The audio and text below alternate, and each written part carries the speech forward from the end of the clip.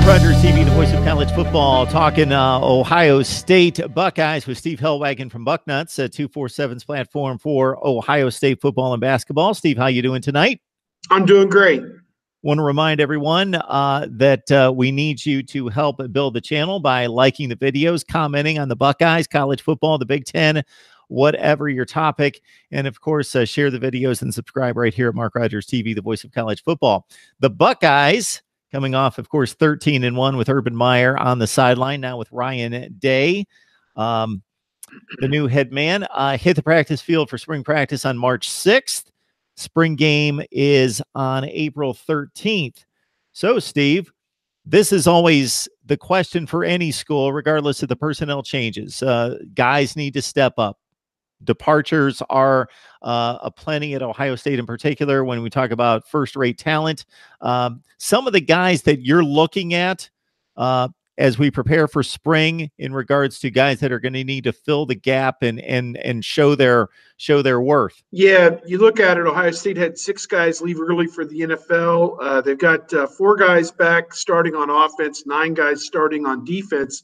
So there are some jobs that'll be open this spring, and I think you look at it maybe on the offensive side of the ball, 2 or 3 guys. I call it guys on the spot. I'm working on a series right now for Bucknuts.com, and we released the offensive list today.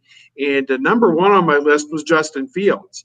And again, this list is guys who need to work on development.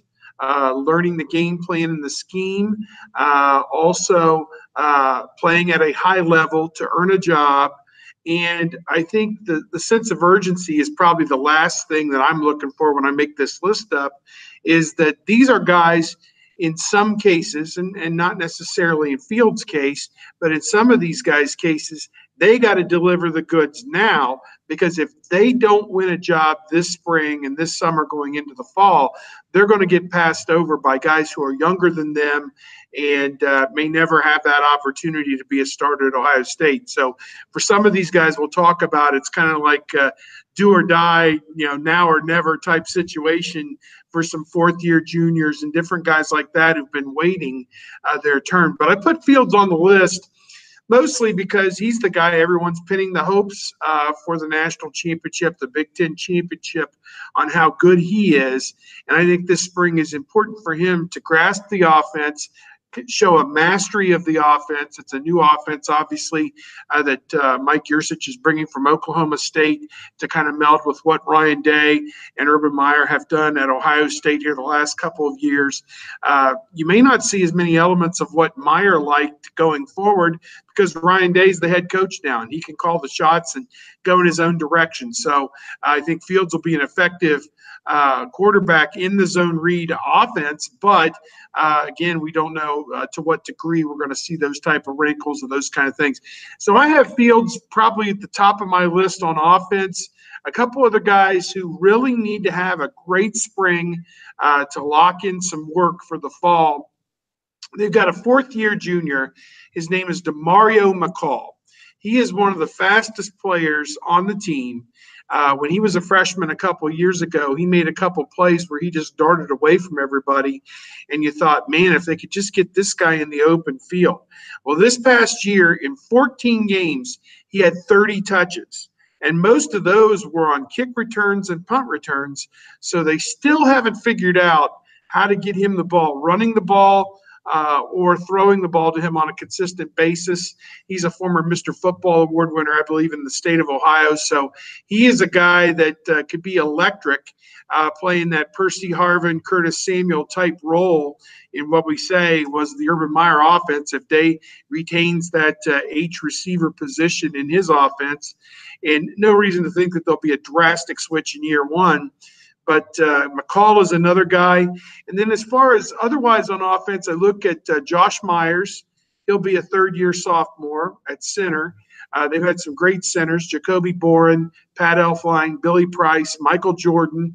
The last 3 of those guys all in the NFL. Jordan will be after he gets drafted.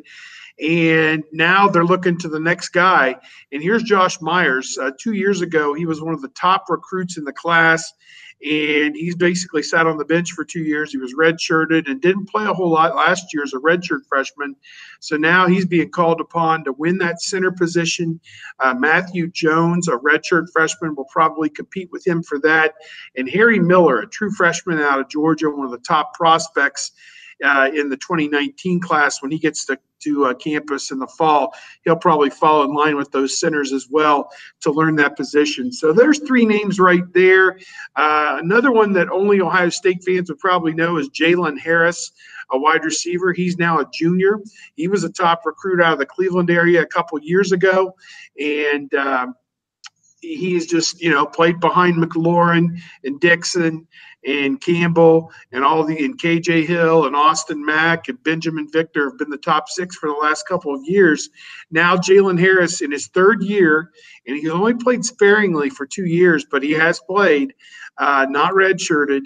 The moving sidewalk is ending. You need to look down, because before you know it, you'll be a senior, and maybe Chris Olave, a younger guy, will have passed you by, as an example. So Jalen Harris is a guy I kind of say is on the spot offensively for the Buckeyes. I can run some defensive ones as well if you like.